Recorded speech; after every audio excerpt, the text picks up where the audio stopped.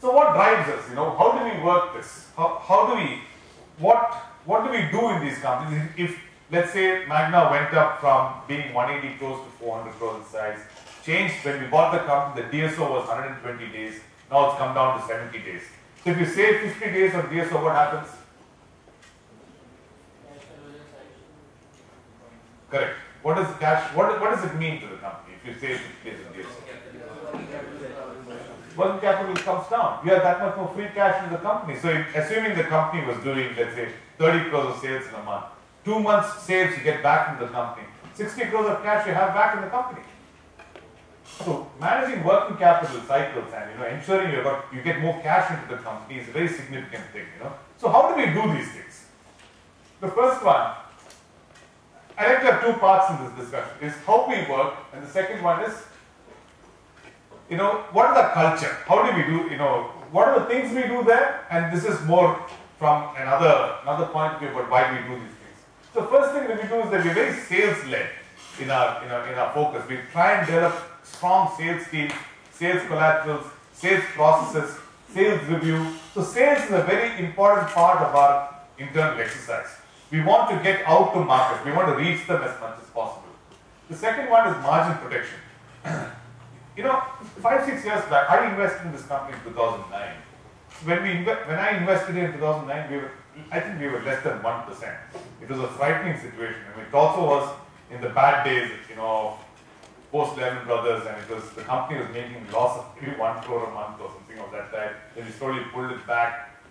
But from 1%, today we've grown to 6.2%. Our target is to reach 8%.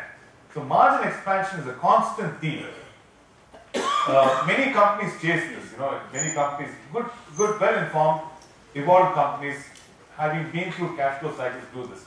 We've been fortunate at a very early stage of our evolution and development to have realized this, for this consciousness to have come inside, of the need to be cash flow sensitive and to have margin expansion all the time. So this is a key, one of the important induction points for senior management joining a company is always margins, sales and margins. It's all the time, it's a language that we talk all the time to our people. The third point is to attract and get skilled people in our company. We want to hire the best talent, people like all of you sitting here in this room, good educational background, with a desire to work hard and to make something out of their life.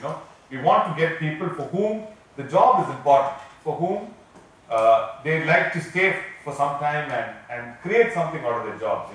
We were recently having a long service award in our company, and we had 5-year awards being given. So in the first 2 years, this company had only about 150 people or so.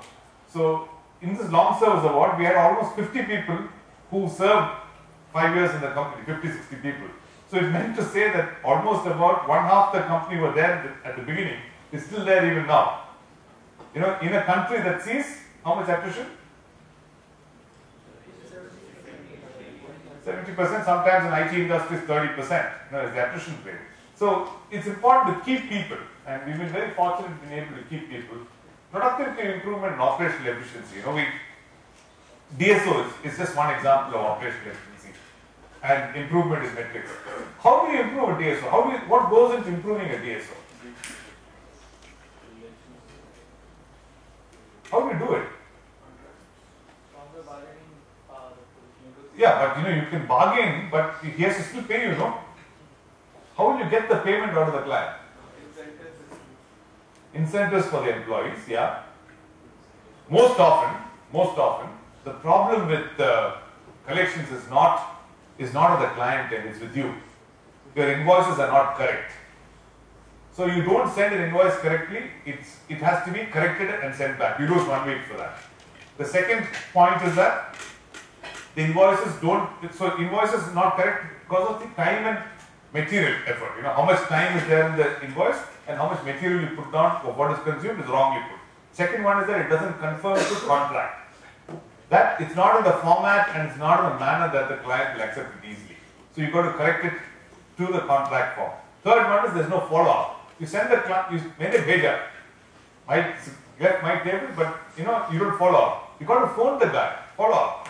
Fourth one is you have to be predictive. If there's a holidays coming, you got to know that there is a holiday coming and then ensure that this is collected in time.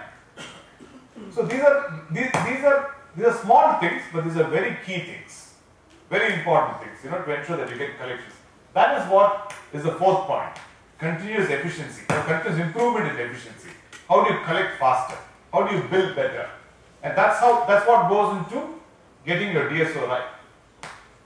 Lastly, the fifth point is actually about governance. When you're running an office with 90,000 people involved, there are huge touch points. You have to collect the salary for all these people. You have to collect the attendance data for all these people, make the payroll, process salary, collect the cash from the client before you pay the salary sometimes, or ensure your working capital is sufficiently there to ensure it goes on time. Pay provident fund, pay income tax, pay ESI, pay service tax, pay professional tax. Professional tax is a state level subject. So if you're paying 10 rupees in Delhi, it can be 100 rupees in Bangalore. So you've got to be aligned state by state. So there's a lot of governance related issues. These are all, it's not just payroll. At a larger level, this is regulatory and governance. So we keep investing constantly to ensure we get this right. We've implemented SAP across our group for human resources and for payroll and for financial services. So every time we do an acquisition, we get to run the company on a SAP platform.